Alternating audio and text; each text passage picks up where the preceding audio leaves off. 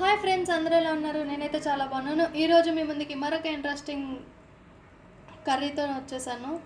ఆ కర్రీ ఏంటంటే దొండకాయ ఫ్రై. సో ముందుగా దొండకాయలు అయితే ఈ విధంగా కట్ చేసి పెట్టుకున్నాను, సన్నగా పొడవుగా. అలాగే పల్లీలు కూడా వేయించి పెట్టుకున్నాను. పల్లీలు ఎందుకు వేయించి పెట్టుకున్నాను అనేది తర్వాత చెప్తాను.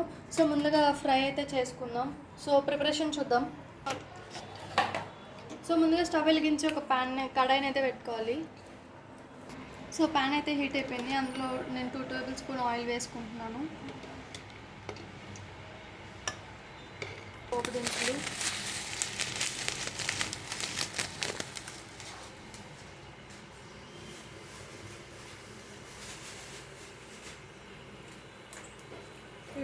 ఎండుమిర్చిని కొంచెం వేసుకుంటున్నాను. సో చూసారు కదా, ఇవైతే బాగా వేయించుకోవాలి.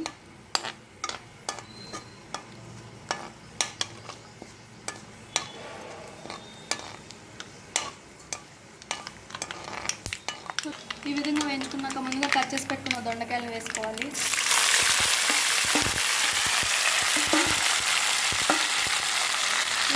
బాగా కలుపుకోవాలి.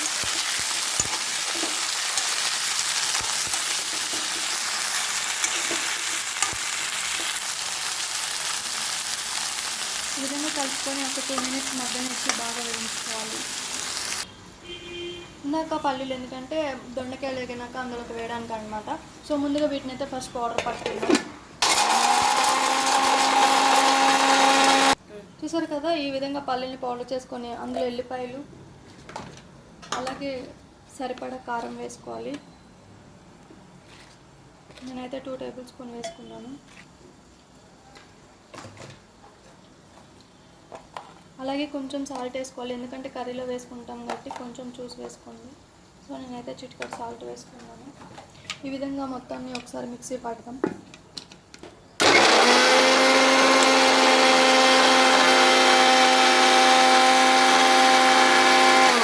చూసారు కదా, ఈ విధంగా మిక్సీ పట్టుకొని పక్కకు పెట్టుకుందాం. మధ్యలో ఒకసారి దొండకాయని ఈ విధంగా కలుపుకుంటూ బాగా వేయించుకోవాలి.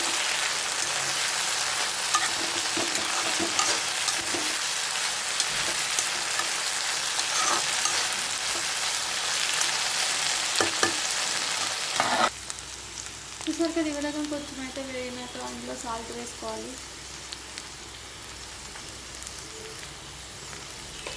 ఈ విధంగా సాల్ట్ వేసుకొని బాగా కలుపుకోవాలి.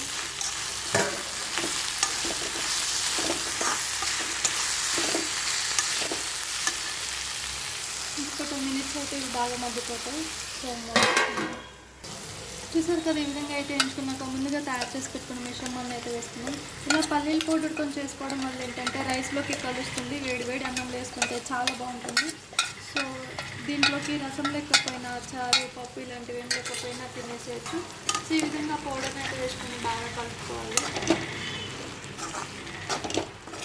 వేడి వేడి అన్నంలోకి అయితే చాలా బాగుంటుంది. తప్పకుండా మీరు కూడా ట్రై చేసి చూడండి. అలాగే టేస్ట్ ఎలా ఉందో కామెంట్ బాక్స్లో కామెంట్ చేయండి. ఓకే, చూసారు కదా, నా వీడియో నచ్చితే లైక్ చేయండి, షేర్ చేయండి, సబ్స్క్రైబ్ చేసుకోండి. Thank you all.